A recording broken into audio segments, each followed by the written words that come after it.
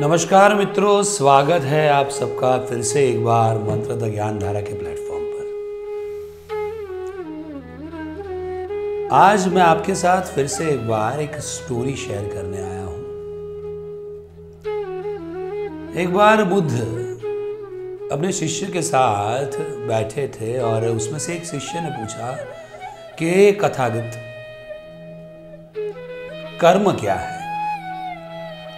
बुद्ध जी ने ये बारे में एक कहानी सुनाई। एक शहर था जिसका एक राजा था।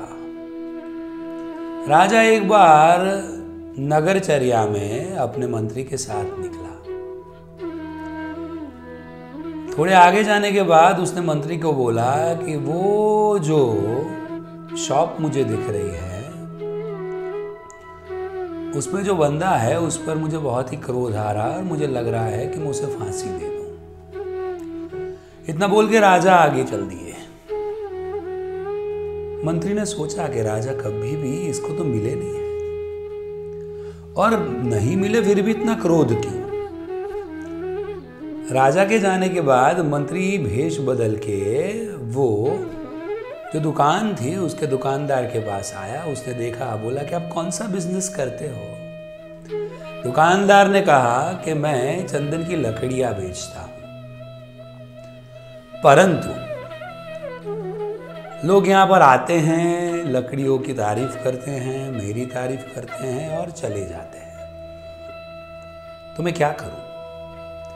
मैं कभी कभी ये सोचता हूं कि अगर राजा है, ये हमारा राजा मर जाए तो उसको जलाने के लिए ये जो चंदन की लकड़ियां हैं, ये चंदन की लकड़ियों का उपयोग हो और फिर से मेरा बिजनेस चले और सब मेरे वहां से ये चंदन की लकड़ियां लेकर जाए।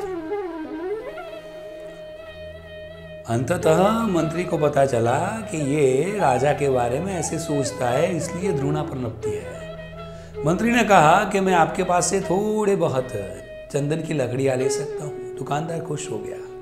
उन्होंने चंदन की थोड़ी बहुत लकड़ियां दी। वो मंत्री जाकर राजा के पास पहुंचा और बोला कि महाराज, आपको जो दुकानदार पर गुस्सा था उन्होंने आपके लिए भेंट में ये चंदन की लकड़ियां भेजी है। राजा ने उसे देखा, सूंघा, परखा, बहुत खुश हो गए। उन्होंने बोला कि ये दुकानदार को मेरी ओर से 5 सोना मोहरे दिए और दे दीजिए जाकर। मंत्री फिर से गए वेश बदलकर और बोला, राजा ने आपको 5 सोना मोहर दी है। दुकानदार खुश हो गया और खुश होकर वो बोला कि मैं कितना गलत सोचता था राजा के बारे में, मुझे ऐसा नहीं सोचना चाहिए। ये कहानी पूर्ण करते हुए गौतम बुद्ध ने पूछा कि आप सबको इस पर से क्या सीख मिली?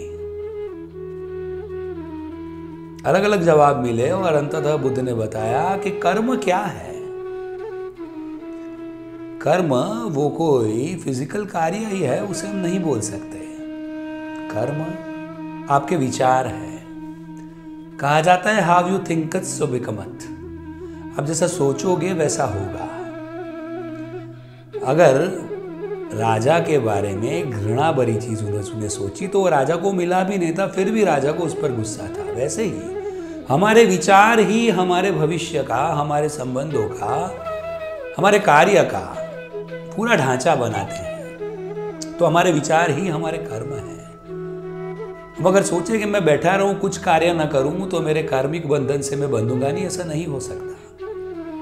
अगर आपके विचार शुद्ध रहे, अरे मैं तो बोलता हूं शुद्ध नहीं, आप किसी के बारे में बुरा सिर्फ ना सोचे, अच्छा सोचे, तो भी आपके कर्म बढ़ेंगे, बंधेंगे। और अच्छा सोचने से आपका दुश्मन है, अगर आप उसके बारे में भी कंटिन्यूअसली अच्छा सोचते रहे तो जो आपसे घृणा कर रहा है वो भी आपके साथ प्रेम से बर्ताव करने लगेगा।